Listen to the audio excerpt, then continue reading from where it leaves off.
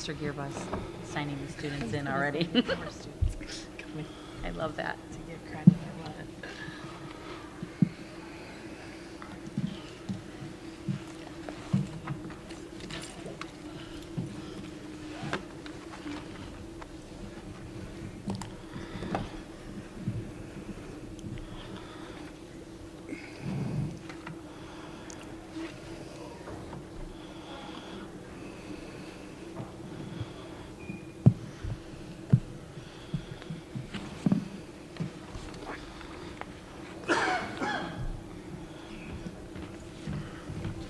Because I noticed this on the, wait, so I'm going to you, that can you show me how it was posted? Because if I'm going to certify that it was.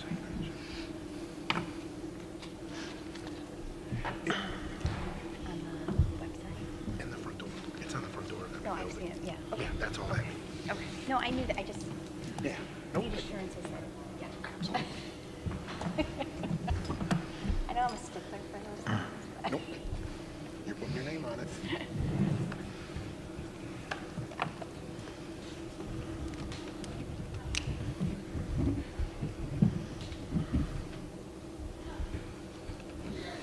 I'd like to call to order the Milan Area Schools Board of Education regular meeting for Wednesday, November 9th, 2022.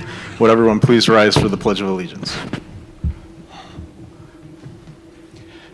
I pledge allegiance to the flag of the United States of America and to the republic for which it stands, one nation, under God, indivisible, with liberty and justice for all.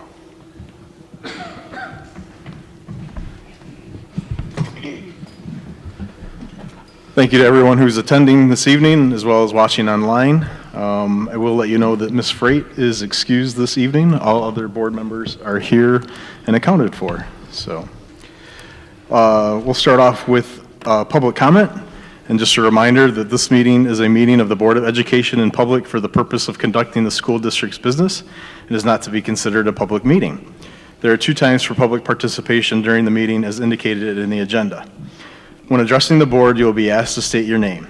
The board determines the amount of time granted to individuals or groups to speak. Each person shall be allowed to speak for up to 3 minutes. And I'll give you a 30-second warning, and I'll ask you to finish your thought when the timer goes off. Board members may question speakers but are not obligated to answer questions or make statements or commitments in response to issues raised by the public. In general, such items will be referred to the superintendent for advisement, investigation, study, and/or recommendation, or designated as future agenda items for board consideration. Are there any students who would like to address the board at this time?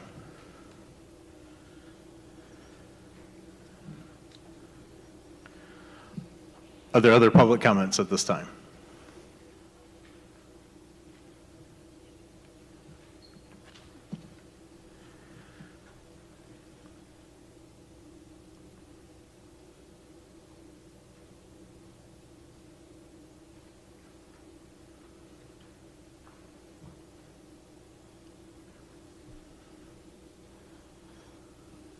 Oh, that was very dramatic.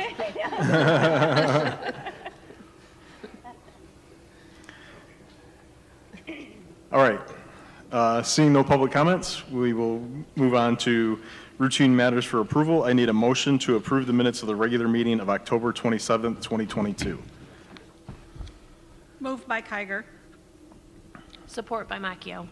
It's been moved and supported to approve the minutes of the regular meeting of October 27th, 2022. Any discussion? All right, it's been moved and supported to approve the minutes of the regular meeting of October 27th, 2022. Ms. Heika? Macchio, Yes. Rosenleacher, Yes. Sislo, Yes. Farrow, Yes. Heika, yes, Kiger. Yes. Motion carries 6-0. Next on the agenda, I need a motion to approve the bills reimbursement of expenses. Moved by Farrow. Support by Rosenleacher.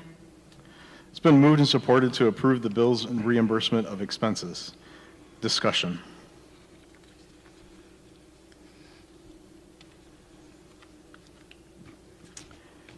Hearing none, it's been moved by Farrow and supported by Rosenleacher to approve the bills and reimbursement of expenses.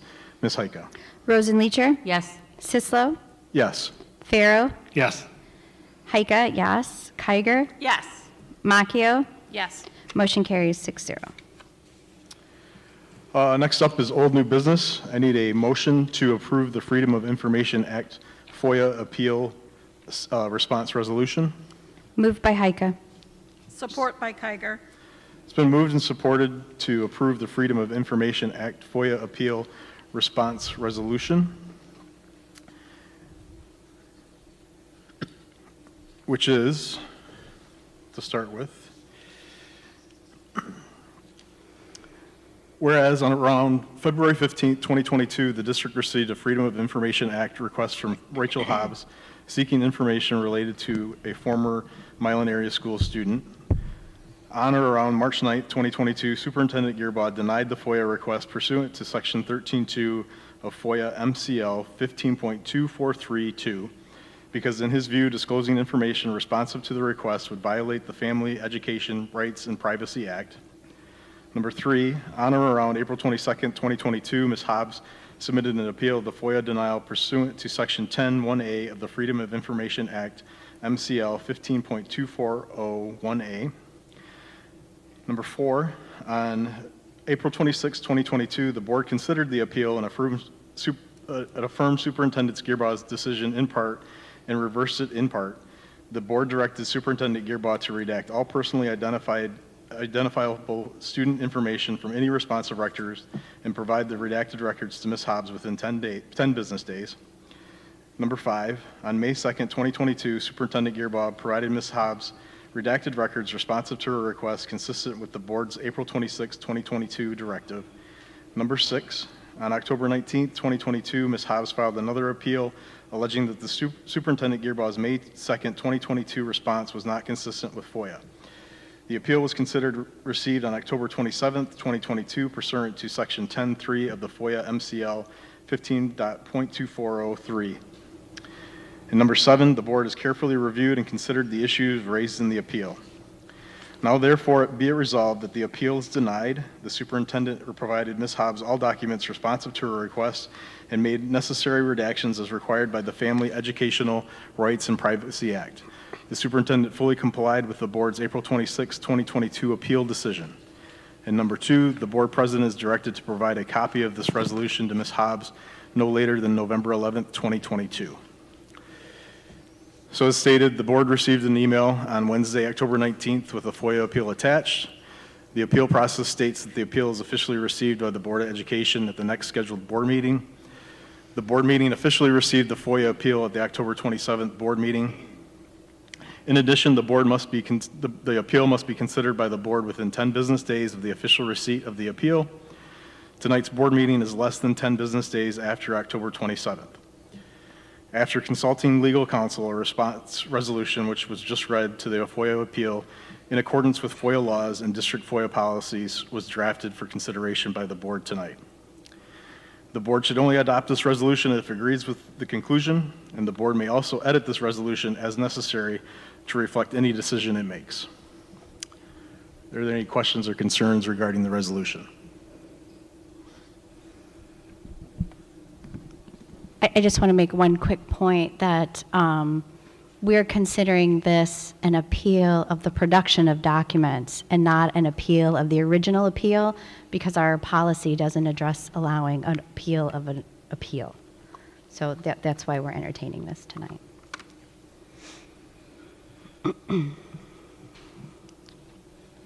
Any other questions or concerns?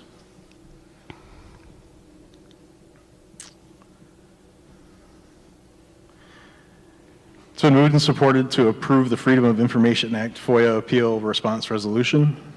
Ms. Heika? Sislo, Yes. Pharaoh, Yes. Heika, yes. Kiger, Yes. Macchio, Yes. Rosenleacher. Yes. Motion carries 6-0.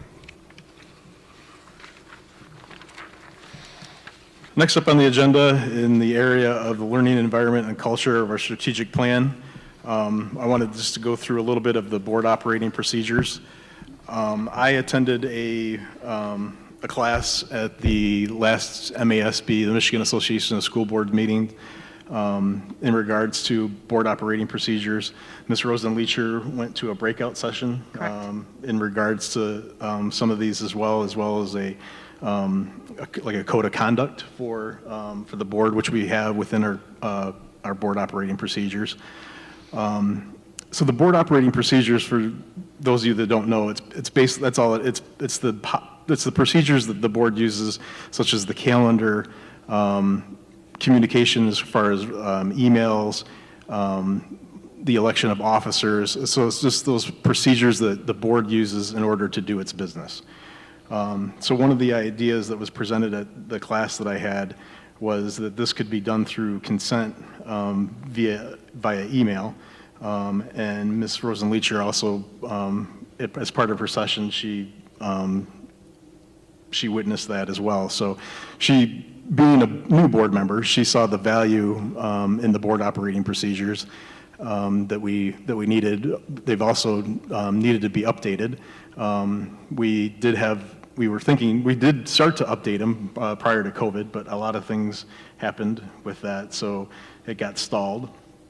And so now with new board members coming on and wanting to make sure that those board operating procedures are up to date, they also just reference a lot. They repeat a lot of policy that policy could just be referred to instead of rewriting the entire policy within the board operating procedure.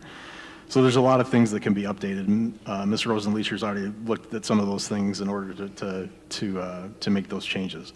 So the idea would be is that she would look through those board operating procedures. She would email us and basically give us a 72-hour deadline to look over that procedure that she's looking at. If she wouldn't hear back from any of us, it would be considered a consent that we would approve that procedure for us to move forward with. So that's kind of the thoughts behind it. Did you have any other ideas? No, that was really what I learned in my breakout session as well, and the value of having somebody who hasn't been operating under those procedures, being new to the board, that just would have a fresh lens to it and might be able to bring up some questions that might otherwise just be assumed to be known. So that's kind of the thought process behind it. Does anybody have any questions or concerns? So just to clarify, so we can do it, it's okay to do it through email, but then once we have a final copy, we would vote on that. We could bring it Or back no? to, I mean, it's not public policy, it's basically just the procedures, but there's no reason why we couldn't be presented, but yeah, Okay. it's not public policy, it's just the procedures that the board Yeah. uses to operate. Okay. I think it would be presented much like the communication committee's There we go. work yeah. was Yes. presented. That makes sense. In the interest of transparency, I think that we do need to present whatever changes we make to the Yeah. public, probably at a board meeting, much like we did the communications committee recommendations. So yeah, the Yeah. final product can come back and be an attachment for those to view and see what the procedures are. And I know when they were originally, or not originally, but the last time they were revised, we did a lot of looking at other districts. Yes. Yeah, Ms. Rosenleacher, she got quite a few copies of other districts to help, so. All right. Cool. Thank you, Ms. Rosenleacher, we appreciate it. Very Thank you. Next up is back to communications and community engagement with public comments. So just again, a reminder, this meeting is a meeting of the Board of Education in public for the purpose of conducting the school district's business. It's not to be considered a public meeting. There are 2 times for public participation during the meeting as indicated in the agenda. When addressing the board, you'll be asked to state your name. The board determines the amount of time granted to individuals or groups to speak. Each person shall be allowed to speak for up to 3 minutes. I'll give you a 30-second warning, and I'll ask you to finish your thought when the timer goes off. Board members may question speakers, but are not obligated to answer questions or make statements or commitments in response to issues raised by the public.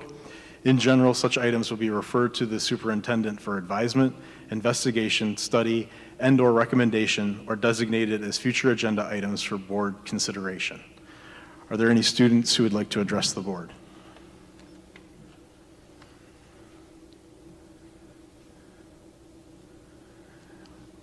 Are there other public members who would like to address the board?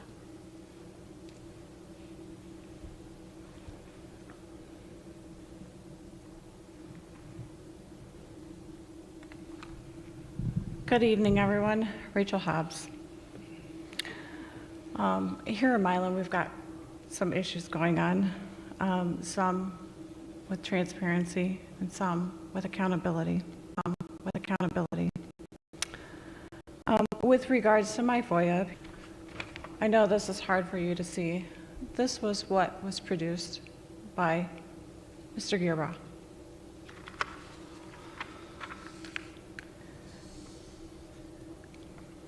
I have issues with that. My bigger issue is this is an email with 2 attachments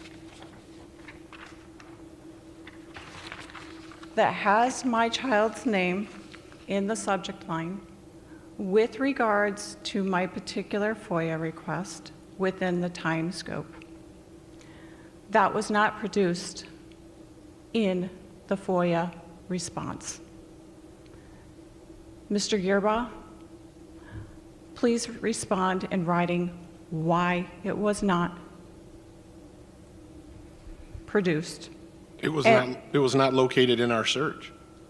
If it was located in the search, I would have produced it. Well, maybe you should have done a better job, and shame on all you board members for not doing your due diligence and reading the FOIA appeal and maybe reaching out to me and saying, hey, Mrs. Hobbs, what's going on here? You blindly follow Brian. Shame on you all.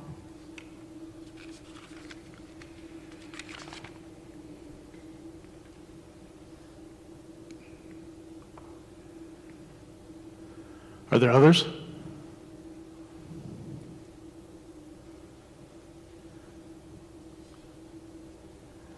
Next up is student board representative comments. I did reach out to Allie Molina, our senior representative. With being a senior, she is extremely busy. For those of you that don't know, she's a premier soccer player within the state of Michigan. She's actually been accepted to play soccer at Michigan Tech University. So her evenings are quite full with practice and work and such that she hasn't been able to make the meetings. We did ask for other students who were interested in serving as board representatives, and we did get responses from 2 juniors who are here this evening, Miss Avery Powell and Miss Maya Farrow. They've agreed to be our student representatives, so they're going to have an orientation session with Mr. Gearbaugh in regards to their role, and then they'll join us at our next meeting in December. So we are happy to have you ladies join us up here on the board. We appreciate you guys reaching out and volunteering to do that for us. Next up is superintendent comments. Mr. Gearbaugh. Thank you. Again, just a reminder that the calendar for the remainder of the year is filling up quickly. We encourage everyone to visit the district's calendar to locate the dates and times of items like the high school play, PUFs, which is coming up soon, the elementary music concerts, the middle school and high school band and choir concerts, and many other important events that our students are involved in. I want to congratulate all of our fall season athletes. Milan area schools had numerous teams and individual athletes who performed well and earned honors for their accomplishments. We thank all of our athletes for their sportsmanship, dedication to their teams, and their positive representation of Milan area schools. So I just wanted to go through the teams and kind of let you know some of their accomplishments. Girls swimming, Huron League champions, and they are headed to the state finals. Volleyball, district champions, and they will be playing in the regional championship in the coming days. Football had a hard-fought season. Obviously had some injuries throughout the year, but we appreciate all of the efforts of the boys on the team. Boys soccer ended the year with an 11-5-3 record, and they were second in the Huron League. Boys cross country produced an individual state qualifier. Girls cross country finished fourth in the league. Girls golf had a very positive season. Boys tennis were the Huron League champions. Sideline cheer supported our teams throughout the entire fall sports season. And our equestrian team were district champions and regional reserve champions. Again, just a congratulations. We had a tremendous fall season with all of our student athletes, and we greatly appreciate all of the pride and honor that they bring to the district. Last week, families that requested to be informed about the materials that their students had checked out of the middle school and high school libraries began receiving notifications on Mondays and Wednesdays via the primary email address in PowerSchool. The full day of professional development on a Monday, October 31st, was a very valuable day for our teachers. We appreciate the community understanding the change in the schedule. On the 31st, the buildings each had the day to spend on their individual initiatives. Sometimes we have district professional development, and sometimes we do building level. This one was building level, and I visited all of the buildings during their trainings, and there were just great sessions taking place across the district. This new model also allowed us to have our paraprofessionals in for professional development in the morning. I made sure to stop in and speak with the paraprofessionals about the PD that they received, and they just thought it was very valuable and very helpful, and they look forward to having those other 3 days this year where they will get additional professional development. The unofficial results of the November 8th school board election are available. The vote counts that I'm going to share with you are available on the Washtenaw County website and the Monroe County website. I did verify with both of the clerks that the vote tallies do include all votes counted. They still have to be certified by the canvass, and that will happen in the next couple of days, but both clerks said they do not anticipate any changes in the numbers. George Elder received 2,288 votes. Sarah Murray received 2,672 votes. Murphy Payer received 1,622 votes, and Betty Rosenleacher received 2,376 votes. Once the results are certified by the canvass of electors, the district will reach out to the two official winners to begin the acceptance of office process. There is a strict timeline on accepting the office and then a timeline on being sworn in to the Board of Education. I will note that it usually takes the county a couple of days to certify, but once Mrs. Ford receives that certification, we will be reaching out to those candidates to have them accept their office officially. And Brian, will we have the swearing in now at a board meeting? I know the last time we were sworn in, we had to go do it at the city hall, just us, but will we have it? What we will do, because it needs to be notarized, is we will do the swearing in with Mrs. Ford, and then we will have a ceremonial swearing in at the first meeting in January. Perfect, thank you. Yep. That's all I have. Thank you, Mr. Gerba. Mr. McMahon. Yeah, I'm over here. Just two announcements. I want to reiterate what Superintendent Gearboss said about the professional development on October 31st. The full day made a huge difference. It was noticeable. There was much more intent and ability on the behalf of the principals to plan a more robust professional development, and it was tangible, the energy and engagement from the teachers. So it was just great. We're just really glad that that happened, and the results were fantastic. The other is just my regular grant update. The first robotics grant has been submitted, and the 98C grant was just submitted. That was the one I presented on, I think, last meeting about the math interventionist at Simons. So those two are now submitted, and just looking forward to the Section 41 grant that's not even been released yet. So that's coming soon. That's it for me. Thank you, Mr. McMahon. Board member comments.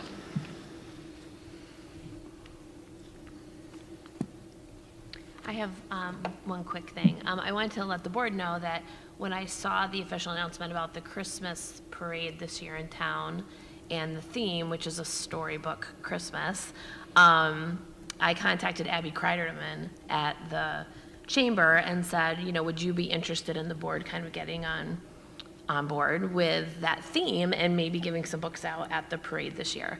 And she said they were totally on board, they loved the idea, and I told her it would really be dependent on what I can find and round up for some reasonably price books for that, but I told Mr. Sislo that I would mention it tonight, just to kind of get a head nod. It's not something we have to vote on, but if I get a head nod from everybody, then I can go ahead and do a little research, and so it'd be very low-key, but we thought we could just have a table or use one of the storefronts and, you know, just kind of support that theme that the chamber has going on, which I thought was fantastic. So, do I have a head nod? Awesome. Yeah, I think it's a great idea. That's all I needed. So, yeah, they were great. She got right back to me, and they're excited. So we'll work out the details later, but just wanted to do some groundwork to get us ready for it. So, Cool. I'll have more updates later. Thank you, Ms. Macchio. Mr. Sislo? Yes, Mr. Farrell. I do have a few things tonight. First, you may recall at a previous meeting, a community member had asked about get-to-know-you forms. So I wanted to let the community know that I did connect with Mr. Gerball regarding the get-to-know-you forms, including the use of pronouns on these types of forms. At this time, we do not have a standard across all buildings. The DEI district team may discuss, and at some point, the board may need to consider a review or update our policies, and I know it was talked about earlier. I also want to briefly congratulate Sarah Murray and Betty Rosen Leacher on being elected to the school board. I also want to thank George Elder and Murphy Payor for putting themselves out there and for your willingness to serve our stakeholders here in Milan.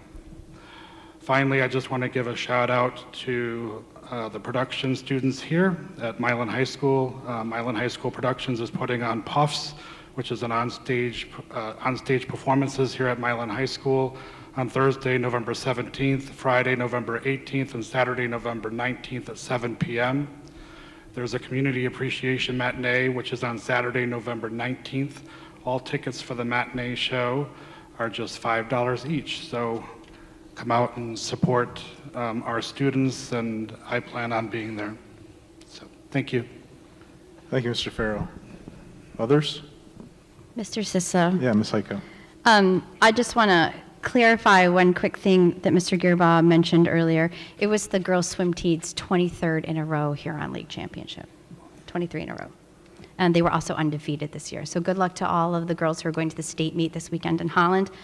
I also want to congratulate the volleyball team. Good luck tomorrow in the next game. So I'm very excited to see how that plays out. And I want to thank everyone in the community, and I mean everyone, regardless of how you cast your vote. I want to thank everyone who showed up to vote yesterday or cast an absentee ballot. When I talked to the city clerk about midday, Milan, like many of our surrounding communities, had already seen record turnout. There were many people on their way out who commented that they always vote about that time of the day because of work commitments, and they're usually number 100, 200, and on last night they were number 900, some were 1,000. So thank you to everyone who took the time, showed up, and cast your ballot. And also thank you to all of the election workers and the city clerk. I mean, they just ran with all that record turnout. And I know we're not used to waiting in line in Milan, and there was a bit of a line at the end, but they ran a seamless election yesterday. They got everyone in as quickly as they could. And thank you to all of the community members who waited in the line. And I heard there was some fun conversation. People got to know each other that hadn't known each other previously. And so it was a really great moment, I think, for all of our community members. So thank you to everyone that did that. And that's all I have. Thank you, Ms. Heiko. Others? Yeah, I would also like to thank the candidates for putting their name out there for to be a part of this board. Greatly appreciated. I also, similar to Ms. Heika, to extend our thanks to the workers and the clerks of the townships as well. There's several townships that the Milan Area School District covers, and being able to get all those results and collate them for us, we definitely appreciate that. So definitely the city and the townships as well. So any other questions or comments? All right, meeting is adjourned at 7:27.